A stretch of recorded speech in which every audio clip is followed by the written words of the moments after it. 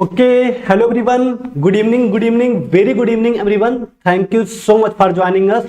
बहुत बहुत स्वागत है आपका उदित फार्मेसी के इस यूट्यूब चैनल पे। क्या हाल चाल है, कैसे हैं आप लोग? आई होप कि बहुत अच्छे होंगे और बेहतरीन तरीके से अपने एग्जाम की तैयारी कर रहे होंगे। करना भी चाहिए क्योंकि एग्जाम काफी करीब आ गए।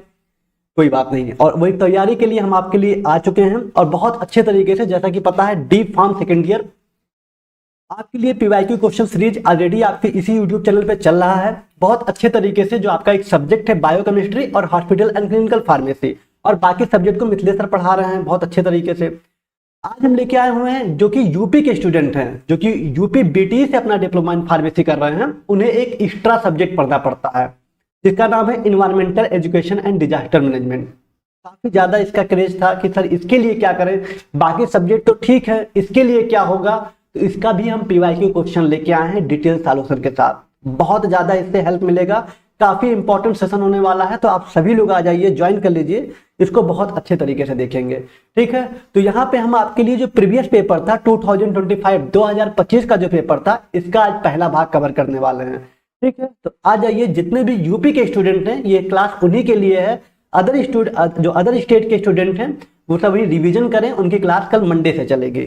ठीक है, चलिए, तो यहाँ पे हम environmental education and disaster management के बारे में बात करें कि सर कैसा सब्जेक्ट है, क्या ये मेन सब्जेक्ट है? हाँ, ये भी मेन सब्जेक्ट है।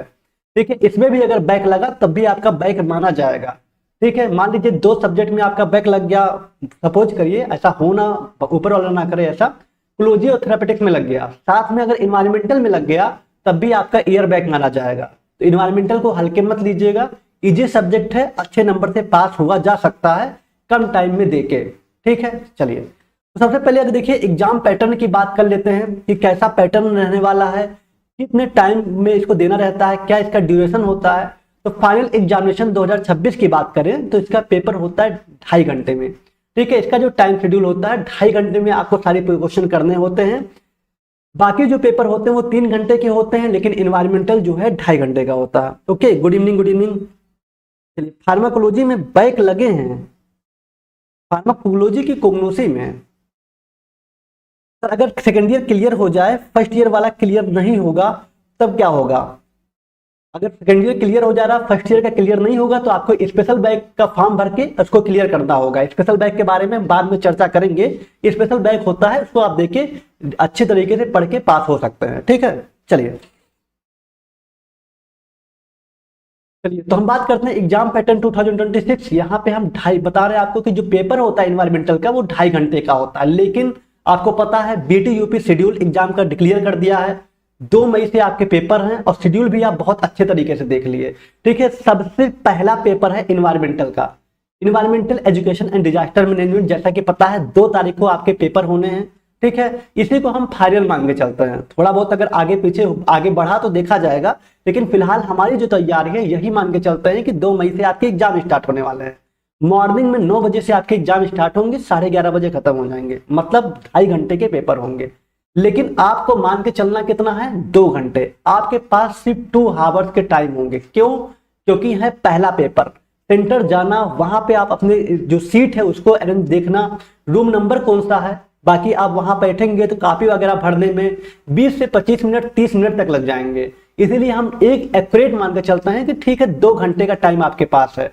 तो टाइम को जरूर देखिएगा, 3 घंटे को लेके मत सोचिएगा, 2 घंटे टाइम लेके चलिए। बाकी आधे घंटा आपका चला जाएगा खाली वहां पे देखने वगैरह में कहाँ पे आपका रूम है। ठीक है, आपको वेरिफिकेशन करवाने में, आगे का जो कॉपी का पेज होता है जिसमें आप अपना नेम, सेंटर कोड, बाकी चीजें वगैरह फिल करेंगे। ठीक है, सब्जेक्ट के नाम वगैरह, तो इसमें काफी टाइम लगता है। तो हम मान के चलते हैं कि 15 से 20 मिनट या फिर 30 मिनट, जितना भी टाइम लगेगा सेंटर के अकॉर्डिंग ये चीजें डिसाइड होती हैं। तो हम आधा घंटा मान लगते हैं कि ज्यादा से ज्यादा कैसा भी सेंटर रहे, आधा घंटा से ज्यादा टाइम नहीं लगेगा। आधा घंटे के अंदर पहला फर्स्ट टाइम है तो ये इसमें कवर हो जाएंगे। अब रहा आपके पास 2 घंटा, 2 घंटे के टाइम होते हैं। 2 घंटे में आपको इन्वायरमेंटल का पेपर देना है। 50 नंबर के क्वेश्चन आते हैं, 50 में से आपको 20 प्लस नंबर लेके आना है। कितना? 20 प्लस। हालांकि 17 प्लस पासिंग मार्क माना गया है, लेकिन आप 20 मान के चलेंगे। 20 प्लस अगर लेके आते हैं तो आप इस सब्जेक्ट में पास हो जाएंगे, बैक नहीं लगेगा। अगर आप कम लेके आते हैं, हालांकि देखा जाए 17 से कम लेके आते हैं तो आपका क्या लग जाएगा, बैक लग जाएगा इस सब्जेक्ट में भी। फिर आपको स्पेशल बैक का फॉर्म भरना पड़ेगा, इंतजार करना पड़ेगा 2-3 महीने का, तब आप कहीं ना कहीं अगर पढ़े रहेंगे तो क्लियर कर पाएंगे। तो आप बैक के बारे में सोचिए ही मत, ये सोचिए कि अगर 50 नंबर का क्वेश्चन है तो हम 30, 35, 40 तक के क्रॉस कर सकें, 40 तक के नंबर को अचीव कर सकें। ठीक है, लेकिन बात आती है, हम लिखना तो आएगा लेकिन ये 2 घंटे का जो टाइम है इसका विशेष ध्यान रखिएगा। क्वेश्चन आपको आएगा लेकिन 2 घंटे के अंदर कॉपी छीन ली जाएगी। आधा घंटा आपके एग्जामिनेशन सेंटर पे जाने पे, वहां पे आपको रूम नंबर देखना, फिल करना, जो आपकी इंफॉर्मेशन है, वेरिफिकेशन है, उसको देखने में चले जाएंगे। ठीक है, चलिए, तो आपको ये समझ में आया कि हमारा पेपर 2 घंटा मान के चलिएगा। ठीक है, उससे ज्यादा आपको टाइम मिल जा रहा है, वहां पे आपको सेंटर पता है, सारी चीजें, कोई दिक्कत नहीं है तो अच्छी बात है। ठीक, चलिए, 50 नंबर का पेपर आता है, 20 नंबर से ज्यादा आपको लाना है, पासिंग मार्क्स है। ओके, चलिए, एग्जाम शेड्यूल आपको पता चल गया। 2 तारीख को आपका पेपर है, सबसे पहला पेपर इन्वायरमेंटल का है।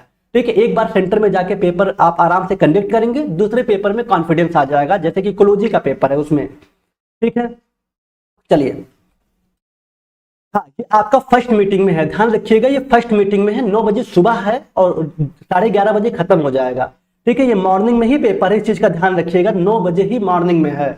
ओके, ध्यान रखिएगा। चलिए, अब बात करते हैं हम किसकी, बात करते हैं कि आपके पेपर पैटर्न की। पेपर पैटर्न की बात करें कि किस तरह का पेपर होता है, तो देखिए, यहाँ पे ना ऑब्जेक्टिव क्वेश्चन आते हैं, ना कोई इस तरह के शॉर्ट क्वेश्चन आते हैं, यहाँ आता है बस लॉन्ग क्वेश्चन।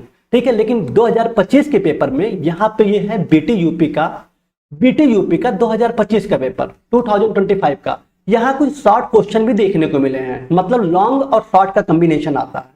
अगर हम जूम करके दिखाएं तो पेपर देखिए कुछ इस तरह का है, 2.5 घंटे का टाइम दिया जाता है, 50 मार्क्स का पेपर होता है।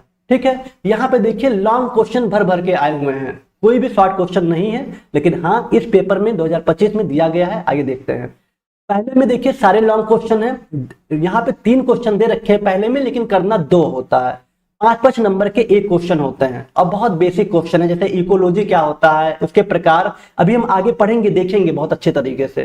ठीक है, इसी में से आपको कोई 2 आता है, उसी को अच्छे से लिखना है। 1 क्वेश्चन 5 नंबर का है, इसका मतलब लॉन्ग में डिफाइन करना है, कम से कम 2 से 2.5 पेज का 1 क्वेश्चन। ठीक है, चलिए, दूसरा क्वेश्चन भी वही होता है कि यहाँ भी 3 दिए रहते हैं, 3 में से 2 करने होंगे। ठीक है, 10 नंबर के ये भी होंगे, तो 2 क्वेश्चन ही खाली 20 नंबर का हो जा रहा है। ठीक है, अगर 3 क्वेश्चन भी आप 5 क्वेश्चन में टोटल 5 क्वेश्चन आते हैं 50 नंबर के, अगर सीरियसली 3 क्वेश्चन भी आप अटेम्प्ट कर दिए तो आप इसमें क्लियर कर लेंगे, आपका इसमें बैक नहीं लगेगा। ठीक है, तीसरे में भी सेम वही चीज होता है, 2 क्वेश्चन करने होते हैं और यहाँ कितने दिए रहते हैं, 3 दिए रहते हैं। तो आपके पास एक बेनिफिट है कि आप 1 क्वेश्चन को मिस कर सकते हैं, बाकी दोनों क्वेश्चन को कर सकते हैं।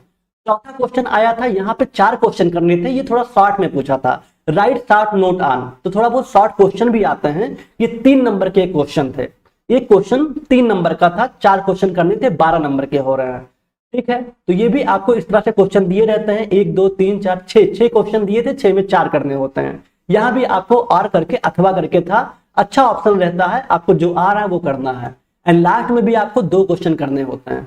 ठीक है, तो ये पूरा मिला जुला के 50 नंबर का पेपर होता है, सारे लॉन्ग होते हैं, थोड़ा बहुत कभी कभी शॉर्ट आ जाते हैं। तो आपको क्लियर हो गया, पहला पेपर आपका एनवायरमेंटल है, पेपर के पैटर्न में आपको बस लिख के आना है, लॉन्ग क्वेश्चन आते हैं, शॉर्ट क्वेश्चन आते हैं, और यहाँ पे आपका टाइम हम 2 घंटा मान के चलें, अपने दिमाग में 2 घंटा रखिएगा, क्योंकि आपके पास आधे घंटे या 20 मिनट 15 मिनट चला जाएंगे आपके वेरिफिकेशन में, क्योंकि फर्स्ट टाइम सबसे पहला पेपर इसी में जाता है। ठीक है, चलिए, अब बात करते हैं हम अपने क्वेश्चन की, देखते हैं 2025 का कैसा क्वेश्चन आया हुआ था, उसको किस तरह से लिखना है, सारी चीजों को समझते हैं। ठीक है, तो सबसे पहला क्वेश्चन पहले का ए, हालांकि पहले का ए बी सी 3 पार्ट में है ना, आप देख पा रहे होंगे ए बी सी 3 पार्ट में है। पहले का ए क्वेश्चन कह रहा था व्हाट इज इकोलॉजी, कितना बेसिक क्वेश्चन है जो कि आप पढ़ते हुए चले आ रहे हैं। What is ecology, how many types of ecology, ecology क्या होता है, कितने प्रकार का होता है, बायोटिक कंपोनेंट क्या होते हैं। ठीक है, बायोटिक कंपोनेंट के बारे में भी आप जानते हैं, बस थोड़ा सा कंफ्यूज किया गया है लैंग्वेज का, अभी हम पढ़ाएंगे तो आपको समझ में आ जाएगा। ठीक है, तो ये क्वेश्चन आपके 5 नंबर के हैं, 2025 में आए थे, सारे लॉन्ग क्वेश्चन हैं। आइए चलिए एक एक करके अच्छे से डिस्कस करते हैं। ठीक है, कितना पेज लिखना पड़ता है, तो मान के चलिए एक क्वेश्चन में आप 2 से 2.5 पेज का समय दीजिए। ठीक है, क्योंकि आपको देखिए अटेम्प्ट करना मुश्किल से 3 क्वेश्चन भी अगर अटेम्प्ट करते हैं, 3 क्वेश्चन का मतलब कि 1-2 क्वेश्चन होते हैं एक क्वेश्चन में, एक क्वेश्चन में 5-5 नंबर का 2 क्वेश्चन करना होता है। तो आप मान के चलिए 3 क्वेश्चन ऐसे करने हैं, 6 क्वेश्चन आपको अच्छे से अगर अटेम्प्ट कर दिए तो आप इसमें क्लियर कर लेंगे, आपका बैक नहीं लगेगा, अच्छे नंबर से पास हो जाएंगे। बाकी आपके ऊपर है, आप जिस तरह से, अगर आप थोड़ा थोड़ा लिख के सारे अटेम्प्ट कर लेते हैं तब भी आपके बैक नहीं लगेंगे। ठीक है, देखिए या तो 3 क्वेश्चन आपको अच्छे से आ रहे हैं, आप डिटेल्स में पूरी लिखते चले जा रहे हैं, या तो आप सारे अटेम्प्ट कर रहे हैं, थोड़ा 2 ही पेज में या 1.5 पेज में बता रहे हैं, सारे क्वेश्चन अटेम्प्ट कर रहे हैं, जितना आपसे 5 क्वेश्चन है 5 में से 2-2 करने हैं, तब भी आपके अच्छे मार्क्स आएंगे, वो भी नंबर नहीं कटेंगे। अब डिपेंड आप पे करेगा कि वहां पे आपको कितना आ रहा है, एक क्वेश्चन पे कितना स्ट्रेंथ आपका है, कितना लिख पाएंगे, ये आप पर डिपेंड करेगा। ठीक है, चलिए तो पहले क्वेश्चन की बात करते हैं, इकोलॉजी को अच्छे तरीके से समझते हैं।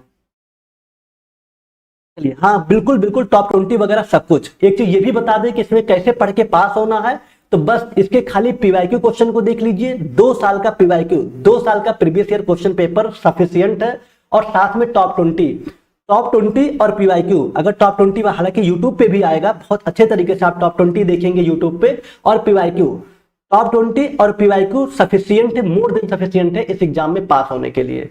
ठीक है, चलिए अभी आपके पास मिनिमम से 20 से 22 दिन है, इसमें आप अच्छे से प्रैक्टिस कर सकते हैं इस सब्जेक्ट का। अब देखते हैं इकोलॉजी क्या होता है, कितने प्रकार के होते हैं, इसका बायोटिक कंपोनेंट क्या होता है। ठीक है, चलिए पहला क्वेश्चन ये था इकोलॉजी। दूसरा क्वेश्चन था बायोपेस्टिसाइड्स एंड बायोफंगिसाइड्स क्या होता है, इसका यूज क्या है। ठीक है, बायोपेस्टिसाइड्स, ठीक है, जैव कीटनाशक कहते हैं इसको। बायोफंगिसाइड्स ये क्या होते हैं, इसका प्रयोग क्या है, सेकंड क्वेश्चन आया था। Describe significance of biodiversity in human life. Biodiversity क्या होता है, जिसको जैव विविधता कहते हैं, इसके महत्व को बताना है। तो ये पहले क्वेश्चन में 3 क्वेश्चन आए थे, 3 में से 2 करने थे। चलिए डिस्कस करते हैं पहला इकोलॉजी अच्छे तरीके से लॉन्ग में। देखिए इकोलॉजी जिसको पारिस्थितिकी कहते हैं, परिस्थितिकी कहते हैं, होता क्या है। Ecology is the branch of science, Hindi English दोनों में है, बिल्कुल परेशान मत होइए।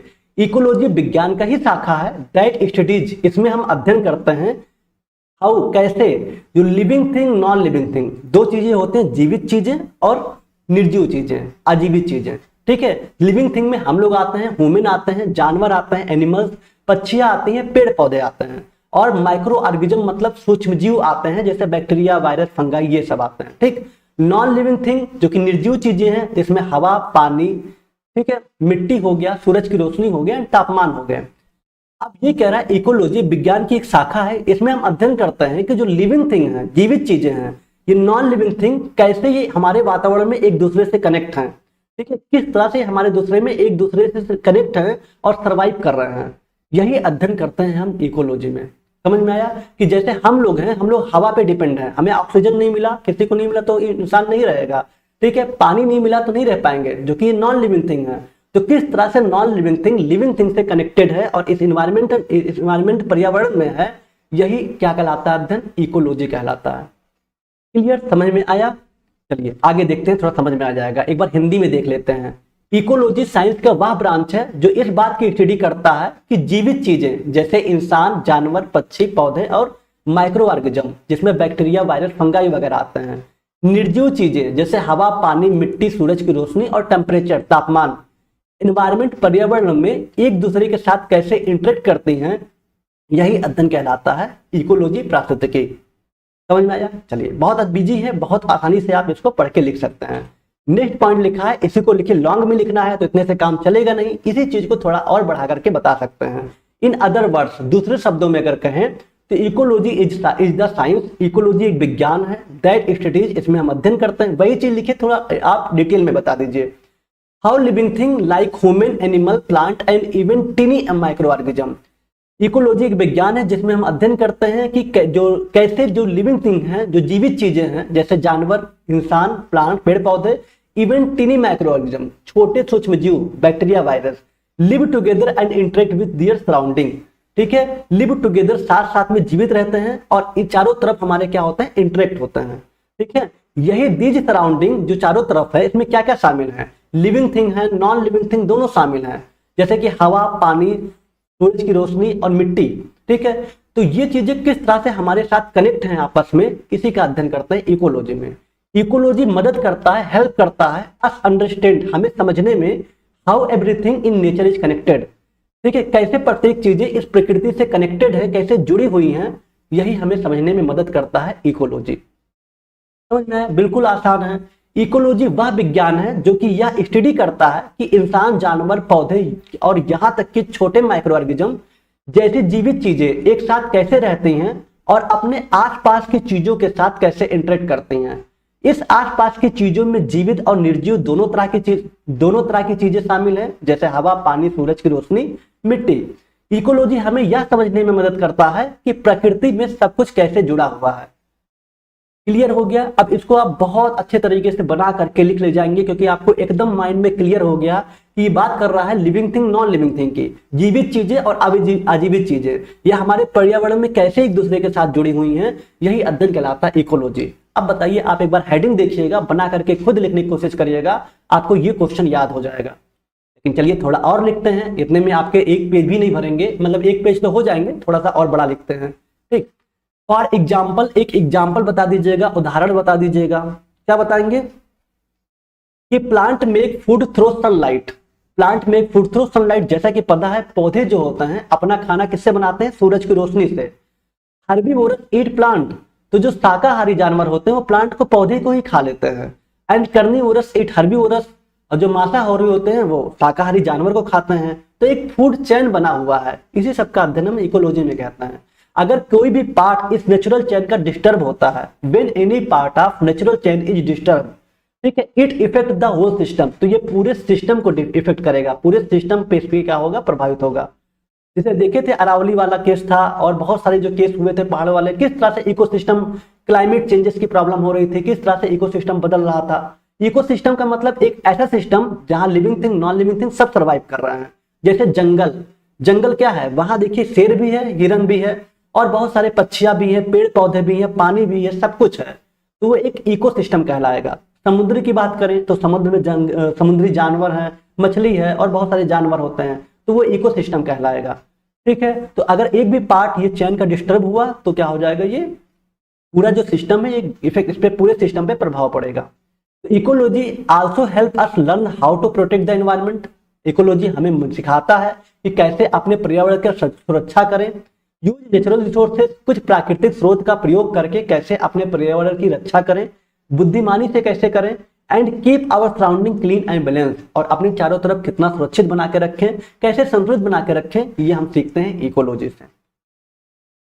ठीक है, उदाहरण के लिए पौधे सूरज की रोशनी से खाना बनाते हैं, शाकाहारी पौधे खाते हैं और मांसाहारी शाकाहारी खाते हैं। ठीक है, और यहाँ इंसान है, इंसान दोनों को खा लेता है, इसको हम ओमनीवोरस कहते हैं। ओके, चलिए, जब इस नेचुरल चेन का कोई भी हिस्सा बिगड़ता है तो इसका असर पूरे सिस्टम पर पड़ता है। इकोलॉजी हमें यह भी सीखने में मदद करती है कि पर्यावरण की रक्षा कैसे करें, नेचुरल रिसोर्स, प्राकृतिक जो स्रोत हैं का समझदारी से इस्तेमाल कैसे करें, और अपने आसपास को साफ और संतुलित कैसे रखें। यही है आपका इकोलॉजी का एग्जाम्पल। तो इकोलॉजी आपको बहुत अच्छे समझ में आ गया होगा। आप आराम से इकोलॉजी बताइएगा, एक बार उसके अदर शब्दों में बता दीजिएगा क्या होता है, इसके एग्जाम्पल बता दीजिएगा क्या है। ठीक है, चलिए अब बात करते हैं इसके प्रकार का, क्योंकि आपके क्वेश्चन में क्या पूछा है? आपके क्वेश्चन में पूछा गया है कि इकोलॉजी होता क्या है, ये बताइए। How many types of ecology, कितने प्रकार के होते हैं, और उसके बाद बायोटिक कंपोनेंट। तो आप इकोलॉजी में इतना जितना लिख देंगे ना, सफिशियंट है आपके लिए, जितना आपको बताया गया है। ठीक, अब देखते हैं इकोलॉजी के प्रकार। कई तरह के इकोलॉजी है, सारा लिखने की जरूरत नहीं है, कुछ पॉइंट को हम 4-5 पॉइंट को लिख देंगे बस। ठीक है, चलिए इकोलॉजी के प्रकार की बात करें तो सबसे पहले है ऑटोकोलॉजी। ठीक है, ऑटोकोलॉजी में क्या आता है? देखिए, ऑटोकोलॉजी में क्या आता है, डिफिनेशन की बात करें तो study of single species and it's interaction with the environment. Study of single species, किसी एक जाति का अध्ययन। ठीक है, and it's interaction with the environment, जो हमारे पर्यावरण के साथ इंटरेक्ट कर रही हैं, किसी एक जाति का अध्ययन करते हैं हम ऑटोकोलॉजी में। एग्जाम्पल में देखिए, उदाहरण में, studying how a cactus survive in the deserts. आप देखिए रेगिस्तान में कैक्टस, ये कैक्टस जानते हो ना, कांटे वाला, इसको पानी वानी की जरूरत नहीं पड़ती, कैक्टस को पानी की जरूरत नहीं पड़ती, फिर भी ये सर्वाइव करता चला जाता है। तो ये किसी एक जाति का अपने एनवायरनमेंट में हम अध्ययन करते हैं ऑटोकोलॉजी में। क्लियर? तो टाइप्स ऑफ इकोलॉजी में सबसे पहला याद कर लीजिएगा ऑटोकोलॉजी, किसी एक जाति, स्पीसीज और एनवायरनमेंट के साथ उसके इंटरेक्शन की अध्ययन करता है। ठीक है, एनवायरनमेंट मतलब पर्यावरण, तो किसी एक जाति और पर्यावरण के साथ उसके इंटरेक्शन मतलब उसका जुड़ाव, उसी का अध्ययन करते हैं ऑटोकोलॉजी में। एग्जाम्पल या स्टडी करना कि कैक्टस रेगिस्तान में कैसे जिंदा रहता है, ठीक है, बिना पानी के कैक्टस कैसे सर्वाइव करता है, ये सारा अध्ययन करते हैं हम ऑटोकोलॉजी में। तो सबसे पहला पॉइंट ऑटोकोलॉजी हो गया। सेकंड पॉइंट अगर बात करें, जो सेकंड हमारा इकोलॉजी है वो है साइनिकोलॉजी, ठीक है। ऑटोकोलॉजी के बाद साइनिकोलॉजी। साइनिकोलॉजी क्या होता है? Study of group of species, ठीक है, communities, study of group of species मतलब कई सारे जातियों का अध्ययन, एक कम्युनिटी एक समुदाय का अध्ययन। And how they interact with each other, कैसे आप एक दूसरे से इंटरेक्ट होते हैं, एंड देयर एनवायरमेंट, ठीक है। तो साइनिकोलॉजी क्या होता है? स्पीसीज या कम्युनिटीज, स्पीसीज मतलब जातियां, कम्युनिटीज मतलब समुदाय, ठीक है। तो स्पीसीज कम्युनिटी के ग्रुप की स्टडी और वे एक दूसरे और अपने पर्यावरण के साथ कैसे इंटरेक्ट करते हैं, ये देखते हैं। आप देखिए ऑटोकोलॉजी में किसी एक जाति का अध्ययन और साइनिकोलॉजी में कई सारे ग्रुप या कम्युनिटी का अध्ययन करते हैं कि कैसे ये पर्यावरण के साथ जुड़े होते हैं। एग्जाम्पल में एक जंगल, फॉरेस्ट, इकोसिस्टम, ठीक है, फॉरेस्ट इकोसिस्टम, ठीक है, जो कि एक सिस्टम होता है, जैसे जंगल वगैरह हो गया तो एक इकोसिस्टम है जहाँ पे पेड़ पौधे भी हैं, जानवर भी हैं, छोटे माइक्रो ऑर्गेनिज्म, सूक्ष्म जीव, बैक्टीरिया वगैरह भी हैं। तो किस तरह से आपस में जुड़े हुए हैं इसी का अध्ययन करते हैं साइनिकोलॉजी में। पौधों, जानवर और माइक्रो ऑर्गेनिज्म वाला एक फॉरेस्ट इकोसिस्टम, ये क्या होता है? साइनिकोलॉजी। तो अगर किसी एक जाति का अध्ययन करते हैं वो होता है आपका ऑटोकोलॉजी। क्या होता है? ऑटोकोलॉजी। और कई सारे ग्रुप या समुदाय, कम्युनिटीज का अध्ययन करते हैं जो हमारे एनवायरनमेंट के साथ इंटरेक्ट हैं। एग्जाम्पल में जैसे इकोसिस्टम, तो वो हम साइनिकोलॉजी में अध्ययन करते हैं। दो क्लियर हो गया।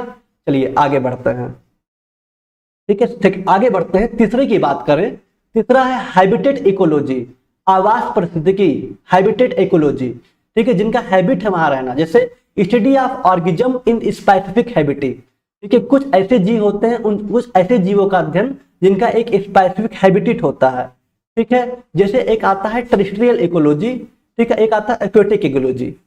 समझिएगा बात को, बहुत अच्छे तरीके से देखिएगा कि एक होता है टेरेस्ट्रियल इकोलॉजी जो पृथ्वी स्थल से जुड़ा होता है। किससे? पृथ्वी स्थल से, पृथ्वी स्थल से जुड़ा हुआ,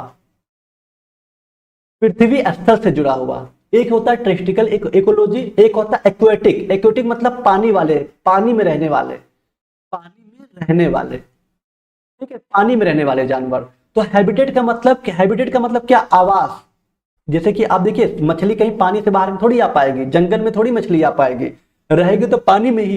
तो इस तरह का कुछ अध्ययन करते हैं हम। तो स्टडी ऑफ ऑर्गेनिज्म कुछ ऐसे जीवों का अध्ययन करते हैं जिनका एक खुद का आवास है, जैसे कि पृथ्वी स्थल से जुड़े हुए। आप पृथ्वी स्थल से क्या जुड़े होंगे?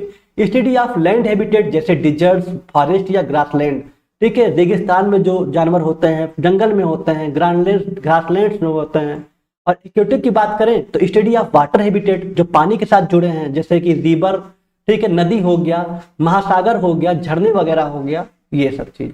तो खास जगहों पर जीवों के अध्ययन करते हैं। दो प्रकार के होते हैं, टेरेस्ट्रियल और एक्वेटिक। टेरेस्ट्रियल का मतलब होता है पृथ्वी स्थल से जुड़ा हुआ, जमीन स्थल से जुड़ा हुआ, जमीन के हैबिटेट जैसे रेगिस्तान, जंगल, घास के मैदान, ये सब की स्टडी करते हैं हम टेरेस्ट्रियल में।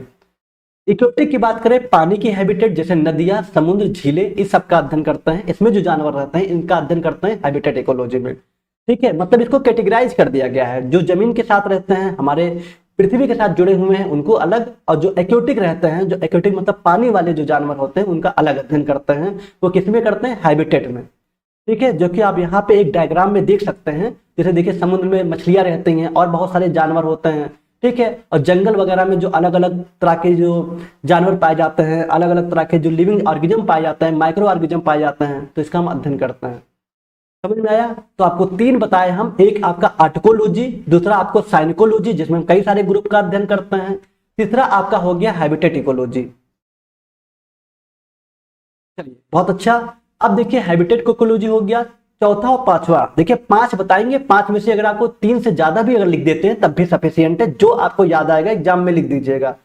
चौथा है आपका पॉपुलेशन इकोलॉजी। क्या है? Population ecology. पॉपुलेशन इकोलॉजी क्या होता है? Study of the population of species, study of the population of species. मतलब हम क्या कर रहे हैं कि किसी स्पीसीज की पॉपुलेशन की स्टडी, किसी जाति के उसकी जनसंख्या का अध्ययन करते हैं पॉपुलेशन इकोलॉजी में।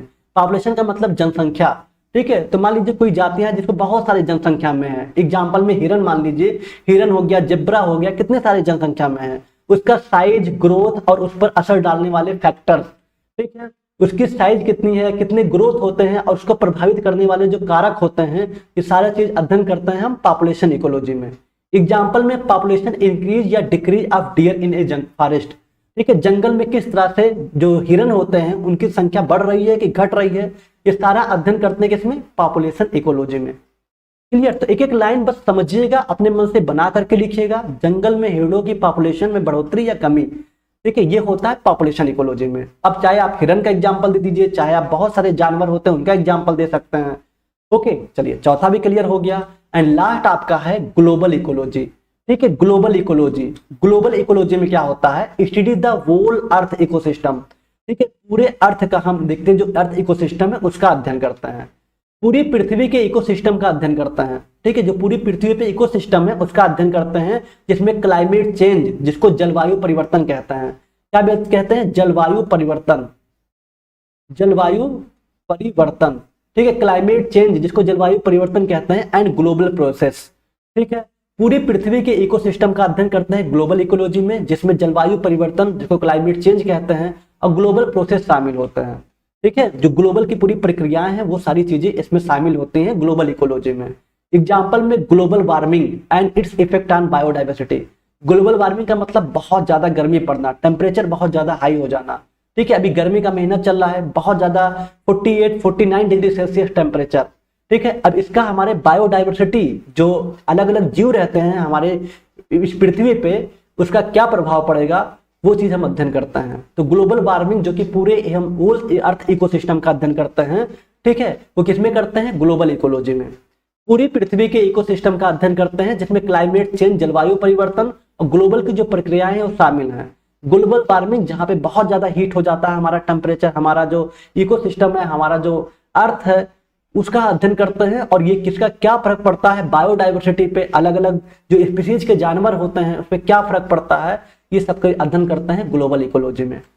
तो समझ में आया? तो यहाँ 5 पॉइंट बताए हैं, पांचों को बहुत अच्छे से देख लीजिएगा, अच्छे से कर लीजिएगा। 5 में आपको अगर 3 भी याद हो जाएगा तब भी सफिशियंट है, लेकिन तीनों को देख लीजिएगा।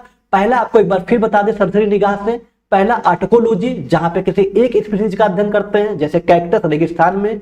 दूसरा साइकोलॉजी, जिसमें हम कई सारे ग्रुप जो एक समुदाय है उनका अध्ययन करते हैं, जैसे जंगल में देखिए पेड़ पौधे होते हैं, जानवर होते हैं, बैक्टीरिया वायरस सब होते हैं, एक समुदाय का एक कई सारे जातियों का ग्रुप में अध्ययन करते हैं, वो साइकोलॉजी होता है। एक तीसरा हैबिटेट, जिनका आवास होता है, जो पृथ्वी स्तर से जुड़े होते हैं, इस तरह के जानवर, जैसे जो जमीन में होते हैं, जैसे जंगल में जो होते हैं, डिजर्ट रेगिस्तान में होते हैं, और जो घास वाली एरिया होते हैं वहां जो होते हैं, या फिर एक्योटिक जो पानी में रहते हैं, जैसे समुद्र में, झरने में या नदी में, तो उनका अध्ययन करते हैं हैबिटेट इकोलॉजी में। एंड चौथा है पॉपुलेशन, जैसे देखे होंगे जंगल में बहुत सारे हिरन होते हैं, बहुत सारे जेब्रा होते हैं, बहुत सारे जानवर और होते हैं, तो उनकी संख्या, उनकी साइज, उनके ग्रोथ और उनको प्रभावित करने वाले कारक क्या हैं, ये हम पढ़ते हैं पॉपुलेशन इकोलॉजी में। और पांचवा है ग्लोबल इकोलॉजी, जहां पे पूरे होल अर्थ इकोसिस्टम को अध्ययन करते हैं कि हमारा पृथ्वी का तापमान इतना गर्म कैसे है, कैसे इतना टेम्परेचर लो हो गया, ठंडी इतनी क्यों पड़ रही है, इतना बारिश क्यों नहीं हो रहा है, ये सारा अध्ययन करते हैं ग्लोबल इकोलॉजी में, ठीक है। ये पांचों इकोलॉजी जो प्रकार है इसको ध्यान रखिएगा, आराम से इसको याद करके समझ करके अपने भाषा में लिख दीजिएगा, बस नाम मत भूलिएगा किसका क्या नाम है, ठीक है। चलिए, बहुत अच्छी बात है। अब बात करते हैं हम आगे बायोटेक कंपोनेंट्स, क्योंकि आपके क्वेश्चन में बायोटेक कंपोनेंट भी पूछा हुआ है। जैसे देखिएगा, अगर क्वेश्चन देखेंगे आप, कहाँ क्वेश्चन है, इकोलॉजी क्या होता है, कितने प्रकार के होते हैं इकोलॉजी, ये समझ में आ गया। डिस्कस अबाउट बायोटेक कंपोनेंट, ये बायोटेक कंपोनेंट क्या होते हैं इसके बारे में देखते हैं। तो ज्यादा बड़ा नहीं, थोड़ा सा और बचा है, इसके बारे में लिख देते हैं। तो बायोटेक कंपोनेंट क्या होते हैं, आइए जल्दी से देख लेते हैं। देखिए, बायोटेक कंपोनेंट को हम हिंदी में जैविक घटक कहते हैं। क्या कहते हैं, जैविक घटक कहते हैं। बस थोड़ा पॉइंट बता दीजिए, हो जाएगा, ठीक है। जैविक घटक कहते हैं।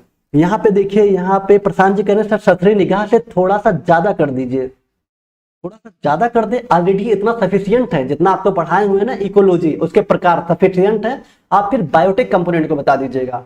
Biotech component are the living part of the environment, मतलब सीधे समझ में आ गया कि क्या होता है लिविंग पार्ट, ठीक है। लिविंग पार्ट मतलब जीवित, जो जीवित भाग होते हैं उसकी बात कर रहा है, जैसे कि प्लांट, पेड़ पौधे, जानवर, हम लोग, माइक्रो ऑर्गेनिज्म, ये सब आते हैं जैविक घटक में। Biotic component are the living part of the environment. Biotic component हमारे पर्यावरण का एक जीवित भाग होता है।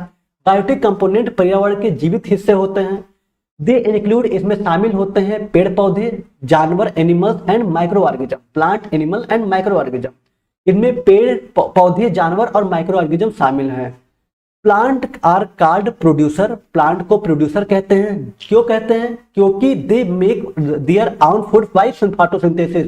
ये फोटोसिंथेसिस प्रोसेस से अपना खाना सूरज की रोशनी से बनाते हैं, ठीक है, इसलिए इन्हें प्रोड्यूसर कहा जाता है। लेकिन जो जानवर होते हैं वो कंज्यूमर होते हैं, ठीक है, क्यों? क्योंकि डिपेंड होते हैं पौधे पर या अदर एनिमल फॉर फूड, ठीक है। जो पेड़ पौधे होते हैं वो सूरज की रोशनी से अपना खाना बनाते हैं, वो प्रोड्यूसर होते हैं। लेकिन जो जानवर होते हैं उन्हें क्या कहते हैं? कंज्यूमर। ये पेड़ पौधे पे डिपेंड होते हैं और क्या करते हैं? पेड़ पौधे पे डिपेंड होते हैं और because they depend on plants या अदर एनिमल, पेड़ पौधे पे या अदर एनिमल्स पे डिपेंड होते हैं। जैसे जो लोग, जैसे शेर हो गया, शेर हिरन को भी खा लेता है, ठीक है, और जो हिरन है वो पेड़ पौधे को खाता है, पौधे को खाता है, हरी घास को खाता है। तो ये पूरा एक चेन चलता रहता है, ठीक है, हर्बीवोरस, कार्निवोरस, ओमनीवोरस, इस तरह के प्रोसेस, ठीक है। फोटोसिंथेसिस से अपना खाना खुद बनाता है। पौधे को प्रोड्यूसर कहा जाता है क्योंकि वे फोटोसिंथेसिस से अपना खाना खुद बनाते हैं। जानवरों को कंज्यूमर कहा जाता है क्योंकि वे खाने के लिए पौधे या दूसरे जानवरों पर निर्भर होते हैं। बस यही छोटी सी पॉइंट आपको बताना था बायोटिक कंपोनेंट में। सीधी एक ही पॉइंट था कि ये जैविक घटक होता है और जैविक घटक का मतलब कि हमारे पर्यावरण में जीवित भाग, ठीक है, जो लिविंग पार्ट होते हैं, जीवित हिस्से होते हैं, वही है बायोटिक कंपोनेंट। अब जीवित हिस्से में पेड़ पौधे, जानवर, ठीक है, माइक्रो ऑर्गेनिज्म, ये सब चीज आते हैं। बस अब इसके बारे में बता दीजिएगा, ये जीवित कैसे रहते हैं? तो पेड़ पौधे खाना बनाते हैं किससे? सूरज की रोशनी से, इसलिए इनको क्या कहते हैं? प्रोड्यूसर। और जो जानवर होते हैं या तो क्या करते हैं? ये कंज्यूमर होते हैं, ये डिपेंड होते हैं पेड़ पौधे पे, या बहुत से जानवर होते हैं कि वो जानवर पे ही डिपेंड होते हैं, ठीक है। तो एक चैन होता है, इसी को हम बोलते हैं बायो कंपोनेंट। तो क्या यहां तक का आपको समझ में आया? ये सारे पॉइंट आपको बहुत अच्छे से लिख देना है, ठीक है। कुछ पॉइंट और हैं, जल्दी जल्दी पढ़ देते हैं, उसको देखिएगा, 3-4 पॉइंट बता दीजिएगा, जो भी आपको आसान लगे 4 से 5 पॉइंट देख दीजिएगा, ठीक है। चलिए, ज्यादा नहीं है। कंज्यूमर आर 3 टाइप्स, जिसको हम कह रहे हैं ना कंज्यूमर, ये 3 प्रकार के होते हैं। प्रोड्यूसर पेड़ पौधा हो गया, कंज्यूमर जो पेड़ पौधे पे डिपेंड होते हैं। तो ये 3 प्रकार के होते हैं, हर्बीवोरस, कार्निवोरस एंड ओमनीवोरस, मतलब शाकाहारी, मांसाहारी और सर्वाहारी, ठीक है। शाकाहारी, मांसाहारी और सर्वाहारी, ये 3 तरह के कंज्यूमर होते हैं। Micro organism are called decomposers, जो सूक्ष्म जीव होते हैं इन्हें डीकंपोजर्स कहा जाता है, ठीक है। डीकंपोजर्स का मतलब कि ये आसानी से जो डेड पेड़ पौधे होते हैं, आप देखिए पेड़ में से जो पत्तियां टूट के गिरती हैं, इनको बैक्टीरिया वायरस बहुत आसानी से ब्रेक डाउन करके तोड़ देते हैं, ठीक है। तो decomposers break down dead plant and animals into simple substance. बहुत सारे जानवर मर जाते हैं, पेड़ पौधे टूट जाते हैं, पत्तियां टूट के गिरती हैं, फिर वो कुछ दिन बाद गायब हो जाती हैं। क्यों? क्योंकि जो माइक्रो ऑर्गेनिज्म होते हैं उसको खा लेते हैं और क्या होता है, वो सब अंदर हमारे, मतलब कह सकते हैं कि एनवायरनमेंट को साफ कर देते हैं। ओके, तो ये पूरी साइकिल चलती रहती है। अगर ये साइकिल डिस्टर्ब हो तो हमारे पूरे सिस्टम पे प्रभाव पड़ेगा। तो ये सारे पॉइंट को बता दीजिएगा। Decomposer break down dead plant and animal into simple substance. Decomposer मरे हुए पौधों और जानवरों को आसान चीजों में तोड़ देते हैं। मरे हुए पौधे का मतलब जो पेड़ पौधे के जो पत्ते गिरते हैं उनकी बात किया जा रहा है, या पेड़ पौधे टूट गए उनकी बात की जा रही है। बायोटिक कंपोनेंट इकोलॉजिकल बैलेंस बनाए रखने में मदद करता है, ठीक है। जो बायोटिक कंपोनेंट जैविक घटक होता है, ये इकोलॉजिक बैलेंस, जो इकोलॉजिक एक बैलेंस है उसको मेंटेन करने में मदद करता है, ठीक है। चलिए, without biotic component and ecosystem can not survive. बिना जैविक घटक के इकोसिस्टम जो है वो सर्वाइव नहीं कर सकता, ठीक है। बायोटिक कंपोनेंट के बिना कोई इकोसिस्टम जिंदा नहीं रह सकता। तो आप क्या बताएं जैविक घटक में? जैविक घटक में आप ये बता पाए कि जो हमारे पर्यावरण में जीवित चीजें होती हैं वही है जैविक घटक। अब उसमें प्लांट शामिल हैं, पेड़ पौधे शामिल हैं, माइक्रो ऑर्गेनिज्म शामिल हैं, ठीक है। प्लांट जो होते हैं, जो ये क्या करते हैं, इनको क्या कहा जाता है? प्रोड्यूसर कहा जाता है। क्यों? क्योंकि ये फोटोसिंथेसिस प्रोसेस से अपना खाना बनाते हैं। और जो जानवर होते हैं ये कंज्यूमर होते हैं, क्योंकि ये प्लांट पे डिपेंड होते हैं, या जानवर पे डिपेंड होता है, ठीक। चलिए, 3 तरह के कंज्यूमर होते हैं, हर्बीवोरस, कार्निवोरस, ओमनीवोरस, शाकाहारी और उसके मांसाहारी और सर्वाहारी। इतना पॉइंट तक आपको क्लियर हुआ होगा। यहाँ से कुछ दूसरा बताने की कोशिश किया गया है। यहाँ से सूक्ष्म जीव को बताया जा रहा है कि इन्हें हम डीकंपोजर कहते हैं। क्यों? क्योंकि जो डेड प्लांट होते हैं या एनिमल्स होते हैं, इनको बैक्टीरिया, वायरस, फंगाई इनका क्या करते हैं? खा लेते हैं इनको, और ये सब मिट्टी में मिल जाते हैं, ठीक है। जिससे क्या होता है? इससे हमारे एनवायरनमेंट भी क्लीन होता है, साफ रहता है, प्रदूषण रहता नहीं है, क्योंकि ये क्या करते हैं? धीरे धीरे सब इसको ब्रेक डाउन करके तोड़ देते हैं, ठीक है। तो ये चीजें बहुत अच्छा है। तो biotic component help maintaining ecology balance, तो जो बायोटिक कंपोनेंट है इकोलॉजिकल बैलेंस को मेंटेन करता है। क्लियर? बिना बायोटिक बैलेंस के इकोसिस्टम सर्वाइव नहीं कर सकता। क्लियर हो गया? चलिए, तो ये क्वेश्चन पहला वाला पूरी तरीके से आप अच्छे से पढ़ चुके हैं। अब इसको आप सारी हेडिंग को अपने कॉपी पे लिखिएगा, अपने मन से समझने की कोशिश करिएगा और बहुत अच्छे से बता ले जाएंगे। ठीक है, चलिए अब बात करते हैं पहले का बी क्वेश्चन। देखिए, हमें पता है कि यहाँ पे जो आपको बताया गया है वो 2.5 से 3 पेज का हो गया, लेकिन आप जब लिखेंगे अपने मन से ना तो थोड़ा सा हो सकता है कम हो जाए, क्योंकि हम यही कहेंगे कि याद करके नहीं, समझ करके अपने भाषा में लिखिएगा। सारी पॉइंट समझ में आ रहा है, बस आपको समझना है, अपने लैंग्वेज में लिखना है। ठीक है, चलिए। और हाँ, यूपी के बच्चों का एक सबसे बड़ा डाउट कि सर लिखे कैसे, हमारी इंग्लिश बहुत वीक है, हम हिंदी में लिखना चाहते हैं। नहीं, तो आप हिंदी में नहीं, मिक्स लिख सकते हैं। ठीक है, हिंदी इंग्लिश मिक्स लिख दीजिएगा, जो हेडिंग है वो इंग्लिश में ही मेंशन करिएगा, लेकिन पूरा हिंदी में मत लिखिएगा। ठीक है, इसी का ध्यान रखिएगा। आप मिक्सअप लिख सकते हैं, लेकिन पूरा हिंदी मत लिखिएगा, नंबर कम मिलते हैं। ठीक, चलिए पहले का बी क्या कह रहा है, explain the usages of biopesticide and biofungicide. Biopesticide और बायोफंगिसाइड के इस्तेमाल के बारे में बताएं, इनके यूजेज क्या है। जल्दी से चलिए सरसरी निगाह से इसको भी देख लेते हैं कि बायोपेस्टिसाइड और बायोफंगिसाइड क्या होते हैं। ठीक है, चलिए जल्दी से क्वेश्चन को देख लेते हैं, उसके बाद फिर नेक्स्ट टाइम हम देखेंगे सेकंड क्लास में, पार्ट सेकंड में। बस यही पहले का बी देख लेंगे, दूसरा बाद में देखेंगे। ठीक है, छोटा क्वेश्चन है, ज्यादा बड़ा नहीं है। बायोपेस्टिसाइड और बायोफंगिसाइड को कवर करते हैं। देखिए, बायोपेस्टिसाइड होता है जैव कीटनाशक। ठीक है, जैव कीटनाशक, ध्यान रखिएगा, बायोपेस्टिसाइड जैव कीटनाशक। तो बायोपेस्टिसाइड्स आर नेचुरल पेस्टिसाइड, एक तरह का प्राकृतिक कीटनाशक होता है, ऑब्टेन्ड फ्रॉम लिविंग ऑर्गेनिज्म, जो लिविंग ऑर्गेनिज्म से ही प्राप्त होता है, जीवित जो जीव होते हैं उससे ही प्राप्त होता है, जैसे बैक्टीरिया, फंगाई, प्लांट, एनिमल्स। ठीक है, जो बैक्टीरिया होते हैं, कवक होते हैं, पेड़ पौधे होते हैं, जानवर होते हैं, इन्हीं से प्राप्त होता है ये बायोपेस्टिसाइड। जो जैव कीटनाशक होते हैं, एक तरह का प्राकृतिक कीटनाशक होते हैं, जो कि जो जीवित जीवे होते हैं उन्हीं से प्राप्त होते हैं, बैक्टीरिया, फंगाई, प्लांट और एनिमल से। They are used to control harmful insect, pest and weeds. ठीक है, they are used to control harmful insect, जो हानिकारक इंसेक्ट होते हैं, कीड़े मकोड़े वगैरह होते हैं, उनको कंट्रोल करने में इनका यूज किया जाता है, उनको नियंत्रण करने के लिए इसका प्रयोग किया जाता है बायोपेस्टिसाइड्स का। एग्जाम्पल में जैसे नीम एक्सट्रैक्ट, ठीक है, जो नीम का एक्सट्रैक्ट होता है वो भी एज ए क्या है, बायोपेस्टिसाइड्स है। क्लियर? तो बायोपेस्टिसाइड्स नेचुरल पेस्टिसाइड्स होते हैं, नेचुरल जीव कीटनाशक होते हैं, जो बैक्टीरिया, फंगस, पौधे या जानवरों जैसे जीवों से मिलते हैं। सिंपल, इसका इस्तेमाल नुकसान पहुंचाने वाले कीड़े, जो कि पीड़कों होते हैं, कीड़े होते हैं, कीड़े मकोड़े टाइप के, और क्या बोलते हैं हम, क्या है, इंसेक्ट हो गया, पेस्ट कीड़े मकोड़े हो गया, वीड्स हो गए। ओके, इस तरह में सारे देखिए सब इंसेक्ट के ही कैटेगरी के हैं, कीड़े मकोड़े हो गए, खरपतवार जिसको हिंदी में बोला जाता है, इन सबको कंट्रोल करने के लिए यूज किया जाता है। ओके, उदाहरण के लिए नीम का अर्क, जिसको नीम एक्सट्रैक्ट कहते हैं, ये क्या है, जैव कीटनाशक है। समझ में आ गया ना जैव कीटनाशक क्या है? ये एक तरह का कह सकते हैं कि नेचुरल पेस्टिसाइड होते हैं, प्राकृतिक कीटनाशक होते हैं, जिसको जीवित जीवों से ही प्राप्त किया जाता है, बैक्टीरिया से, फंगाई से, प्लांट से। क्यों किया जाता है? क्योंकि हम आसानी से कीड़े मकोड़ों को खत्म कर सकें, उसको नियंत्रण पा सकें। क्लियर? चलिए, दूसरा आपका है इसका यूजेज, क्योंकि आपसे पूछा क्या है, इसके प्रयोग पूछा है कि यूजेज क्या है बायोपेस्टिसाइड के, फिर आसानी से बता दीजिए।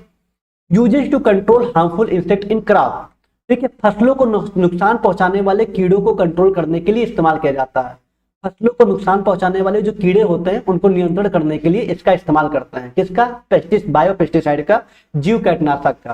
ठीक है, protect plant for paste damage, जो पेड़ पौधे होते हैं उनको बचाता है, प्रोटेक्ट करता है फ्रॉम पेस्ट। पेस्ट मतलब कीड़े मकोड़े, जो कीड़े मकोड़े डैमेज कर देते हैं, उसको खराब कर देते हैं पेड़ पौधों को, उनको क्या करता है, ये प्रोटेक्ट करता है। ठीक है, safe for human and animals, ये ह्यूमन के लिए और एनिमल्स के लिए, दोनों के लिए सेफ होता है, सुरक्षित होता है। इको फ्रेंडली एंड बायोडिग्रेडेबल, ये इको फ्रेंडली होता है, हमारे एनवायरमेंट को इसका कोई प्रभाव नहीं पड़ता। अब बायोडिग्रेडेबल होता है, मतलब आसानी से बैक्टीरिया वगैरह इसको ब्रेक डाउन कर सकते हैं। ठीक है, reduce pollution and chemical residue in food, pollution को भी कम करता है, प्रदूषण को कम करता है, और जो केमिकल के अयस्क फूड वगैरह में ये भी नहीं आते हैं। ठीक है, maintain ecological balance, ecological balance को मेंटेन करता है। हिंदी में देख लिया जाए तो फसलों को नुकसान पहुंचाने वाले कीड़ों को नियंत्रण करने के लिए यूज किया जाता है, पौधों को कीड़ों से होने वाले नुकसान से बचाता है, इंसानों और जानवरों के लिए सुरक्षित है। इको फ्रेंडली, इको फ्रेंडली का मतलब आप कोई भी ऐसा पदार्थ यूज करिए जो हमारे पर्यावरण को नुकसान ना पहुंचाए, जैसे पॉलिथीन के अलावा आप कागज का थैला यूज करिए, तो कागज का थैला यूज करना हो गया इको फ्रेंडली। तो इको फ्रेंडली और बायोडिग्रेडेबल, बायोडिग्रेडेबल का मतलब कि जैसे केले का छिलका या फिर आप आलू प्याज जो भी छिलका फेंक देते हैं घर से जो निकलते हैं, उसको बैक्टीरिया वायरस फंगाई इसको क्या करेंगे, ब्रेक डाउन करने लगेंगे, तोड़ने लगेंगे। तोड़ने के बाद आप देखेंगे कुछ दिन बाद वो गायब हो जाता है, तो उसको बायोडिग्रेडेबल बोलते हैं। ठीक है, चलिए, तो इको फ्रेंडली और बायोडिग्रेडेबल होते हैं, खाने में प्रदूषण और केमिकल से बचे हुए हिस्सों को कम करता है। ठीक है, क्योंकि जो केमिकल्स यूज होते हैं उस केमिकल से तो बहुत अच्छा है बायोपेस्टिसाइड्स। इकोलॉजिकल बैलेंस बनाए रखता है। ओके, इकोलॉजिकल बैलेंस क्या करता है, बनाए रखता है। तो समझ में आया? तो ये है आपका क्या, बायोपेस्टिसाइड्स। अच्छे से पढ़ लीजिएगा, जीव कीटनाशक, इसके बारे में, यूजेस के बारे में बता दीजिएगा। ठीक है, अब यहाँ पे हम पढ़ते हैं बायोफंगिसाइड्स। दोनों पूछा है ना। बायोफंगिसाइड देखते हैं कि बायोफंगिसाइड्स क्या होते हैं। क्लियर? जिसको जैव कवकनाशक कहते हैं, जैव कवकनाशक कहते हैं बायोफंगिसाइड्स को। अब ये जैव कवकनाशक क्या होते हैं, पहला आप पढ़े थे बायोपेस्टिसाइड्स, जिसको जीव कीटनाशक कहते हैं। अब जैव कवकनाशक, नाम से पता चल रहा है फंगिसाइड्स। ठीक है, तो बायोफंगिसाइड्स आर बायोलॉजिकल एजेंट, जिसे लिविंग माइक्रो ऑर्गेनिज्म कहते हैं। ये भी जीवित सूक्ष्म जीव होते हैं, use to control fungal disease in plant. हमारे पौधों में जो फंगल डिजीज होते हैं, ठीक है, उनको कंट्रोल करने के लिए इसका प्रयोग किया जाता है। क्या बोले हम, बायोफंगिसाइड, बायोलॉजिकल एजेंट, जीवित माइक्रो ऑर्गेनिज्म मतलब सूक्ष्म जीव, जो जीवित सूक्ष्म जीव बैक्टीरिया वायरस फंगाई हैं, जिनका इस्तेमाल पौधों में फंगल बीमारियां, ठीक है, उनको कंट्रोल नियंत्रण करने के लिए किया जाता है। जो पौधों में फंगस पड़ जाते हैं उनको नियंत्रण करने के लिए बायोफंगिसाइड्स का यूज करते हैं। एग्जाम्पल में देखिए एक दिया हुआ है बायोफंगिसाइड का, ट्राइकोडर्मा। ठीक है, ट्राइकोडर्मा जो कि एक तरह का बायोफंगिसाइड होता है, इनका हम यूज करते हैं पौधों में जो फंगस बीमारियां होती हैं उनको नियंत्रण करने के लिए। तो एग्जाम्पल में देख लीजिएगा ट्राइकोडर्मा, इसके बारे में देख लीजिएगा अच्छे से। ठीक है, तो बहुत आसानी से आप दोनों को देख लिए। एक बायोपेस्टिसाइड्स, जो कि बायोपेस्टिसाइड्स क्या होते हैं, नेचुरल पेस्टिसाइड्स होते हैं, जिसको जीव कीटनाशक कहते हैं। एक प्राकृतिक पेस्टिसाइड्स होते हैं, जो बैक्टीरिया, फंगस, पौधों या जानवरों जैसे जीवों से मिलते हैं। ठीक है, इनका इस्तेमाल कीड़ों मकोड़ों को नष्ट करने के लिए किया जाता है, जो पेड़ पौधों को नुकसान पहुंचाते हैं। एक है बायोफंगिसाइड्स, जैव कवकनाशक, जो पौधों में फंगस इन्फेक्शन क्रिएट करते हैं, उनको कंट्रोल करने के लिए बायोफंगिसाइड्स यूज करते हैं। जैसे ट्राइकोडर्मा एक तरह का बायोफंगिसाइड्स है। ठीक है, यूजेज की बात कर ले जल्दी से, तो control fungal disease in crop, पेड़ पौधों में जो फंगस डिजीज होते हैं, फंगस रोग होते हैं, उनको नियंत्रण करते हैं। फसलों में फंगल बीमारियों को कंट्रोल करते हैं। बीजों और जड़ों को फंगल इन्फेक्शन से बचाते हैं। Protect seeds and roots from fungal infection, जो बीज वगैरह होता है, जो जड़ होती हैं, उनको भी फंगस बीमारियों से बचाते हैं। कौन, बायोफंगिसाइड्स। इंप्रूव प्लांट ग्रोथ, ठीक है, पौधों की ग्रोथ को बेहतर करते हैं। Okay, reduce use of chemical fungicides, जो केमिकल फंगिसाइड्स यूज किए जाते हैं मार्केट से लाके, उनके यूज को कम करते हैं, क्योंकि यही काफी इफेक्टिव होता है। ठीक है, लेकिन मैक्सिमम लोग केमिकल वाला ही यूज करते हैं। केमिकल फंगिसाइड्स का इस्तेमाल कम करें। ओके, क्योंकि ये काफी इफेक्टिव भी होता है, अच्छा होता है, पर्यावरण और मिट्टी की सेहत के लिए सुरक्षित होता है। Safe for environment and soil health. Okay, तो ये आप बहुत अच्छे तरीके से बायोपेस्टिसाइड्स और बायोफंगिसाइड्स के यूजेज और क्या होते हैं, एग्जाम्पल सब बता दिए। आपके क्वेश्चन में खाली पूछा गया था कि explain the usages of biopesticides and biofungicides, खाली यूजेज पूछा था, आप खाली डिफिनीशन, एग्जाम्पल, यूजेज सब बता दिए। इतना एग्जाम में सफिशियंट है। ठीक है, एक क्वेश्चन बड़ा बताएं तो दूसरा आप आराम से 1.5 पेज में लिख सकते हैं, 1.5 से 2 पेज में। ठीक है, इसके यूजेज को अच्छे तरीके से हेडिंग मेंशन करके, जो 6 पॉइंट है 6 को याद करके आप बता सकते हैं। ऐसे ही बायो जो फंगिसाइड्स है उसके भी यूजेज, उसका डिफिनेशन, एग्जाम्पल और यूजेज को बता सकते हैं। ठीक है, चलिए ओके, चलिए, तो ये सारी चीज हिंदी इंग्लिश दोनों में है, आराम से पढ़ के लिखिएगा। तो यहाँ पे आप बहुत अच्छे तरीके से पहले का ए पहले का बी कवर कर चुके हैं। बहुत ही इंपॉर्टेंट क्वेश्चन है, कई बार रिपीट हुआ है, तो आगे भी आने की संभावना है, इसको मिस मत करिएगा। ठीक है, तीसरा क्वेश्चन जो है आपका वो हम नेक्स्ट क्लास में कराएंगे, कभी देखते हैं जैसा भी होगा नेक्स्ट क्लास, उसमें हम तीसरे क्वेश्चन को और बाकी क्वेश्चन को कराएंगे। ये सारे पीवाईक्यू बहुत ज्यादा इंपॉर्टेंट है। 2 साल का पीवाईक्यू अगर कर लेंगे, सिर्फ पीवाईक्यू कर लेंगे, तब भी आपको बहुत ज्यादा हेल्प मिलेगा आपके मेन एग्जाम में। ठीक है, चलिए, तो आज के क्लास में यही इतना। काफी ज्यादा देर तक आप क्लास में अटेंड किए, काफी अच्छे तरीके से मेहनत किए, और यही प्रे है कि आपका रिजल्ट भी बहुत अच्छा है और बेस्ट करे अपने एग्जाम में। बस अपने हेल्थ का ध्यान रखिएगा। कोई डाउट है, आदिश्री.official उदित फार्मेसिस्ट आईडी है, फॉलो कर सकते हैं। ओके, कैसा रहा लेक्चर कमेंट में जरूर बताइएगा, कितना इफेक्टिव था। इसका सेकंड पार्ट भी हम नेक्स्ट क्लास में लेके आएंगे, देखते हैं कब। बाकी कोई डाउट है तो आप कमेंट में पूछ सकते हैं। जैसे कह रहे सर इसका हिंदी में इंपॉर्टेंट पीडीएफ मिल जाएगा ऐप पर। अभी ये जो क्लास हम लिए हैं उसमें हिंदी इंग्लिश दोनों है, उसको हम ऐप पर सेंड कर देते हैं। ठीक है सर, ये फर्स्ट क्लास है आपकी इन्वायरमेंटल का, ये पहला क्लास है। जी हाँ सर, हम यहाँ पे शुभम जी कह रहे हैं कि सर हम हर सब्जेक्ट के पिछले ईयर का टॉप 20 कर लिए हैं, तो क्या इस बार का जरूरी है देखना। चलिए, अगर आप हर सब्जेक्ट का पिछला टॉप 20 कर चुके हैं तो इस बार खाली पीवाईक्यू देखिए। ठीक है, खाली पीवाईक्यू देखिए, बाकी आप टॉप 20 सरसरी निगाह से देख सकते हैं। ठीक है, स्पीड को बढ़ा करके सरसरी निगाह से देखते चले जाइए कि इस बार है क्या। ठीक है, ज्यादा चेंजेस नहीं मिलेगा, थोड़ा बहुत चेंजेस मिलेगा, बस सरसरी निगाह से आप उसको स्पीड बढ़ा के देख लीजिए, कवर हो जाएगा। ठीक है, चलिए टॉप 20 ऑलरेडी यूट्यूब पे स्टार्ट है, आपको देखने लेक्चर मिल रहे हैं। आपको बस पीवाईक्यू पे बहुत अच्छे से फोकस करना है एनवायरमेंटल के। ठीक है, चलिए तो फिर मिलते हैं। अभी आपकी नेक्स्ट क्लास भी चलेगी मिथिलेश सर की, तब अब हम आपको ब्रेक देते हैं, जाइए थोड़ा डिनर वगैरह करिए, फिर मिलते हैं कल की क्लास में। ओके, चलिए tata bye bye, take care, good night. अच्छे से मेहनत करिए, जो होगा बहुत अच्छा होगा। Okay, love you all, good night again.